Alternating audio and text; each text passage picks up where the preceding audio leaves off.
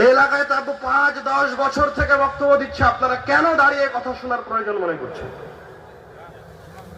কথা শোনার শিষ্টাচার আদব হচ্ছে আপনি বসে থেকে কথা শুনবেন।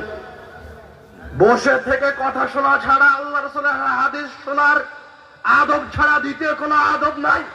যখন আপনি শুনেছেন কালা রাসূলুল্লাহ, আল্লাহর রাসূল বলেছে, তখন আপনার উচিত এই জায়গায় বসে যাওয়া এবং বসে যাওয়ার সময় শেষ যে লোকটা বসেছে তার পিছনে বসে যাওয়া। ওকে ডিঙ্গিয়ে সামনেও আসবেন না, পিছনে দাঁড়িয়েও থাকবেন না। আল্লাহ রাসূল যখন কথা বলতে শুরু করতেন তখন সাহাবায়ে কেরামগণ বসে যেতেন, এমন ভাবে বসে যেতেন কান্না আলা রুউসিহিমুত তায়র, যেন পাখি তাদেরকে পাথর মনে করবে, যেন পাখি তাদেরকে পাথর জড় বস্তু মনে করে তাদের মাথার উপর বসে যাবে, এরকম নীরবে বসে যেতেন।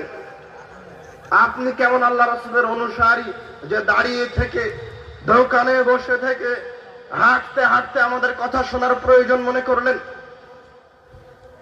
আপনাকে আমি কি দিয়ে শয়তানকে চিনাই? কি দিয়ে শয়তানকে চিনাই?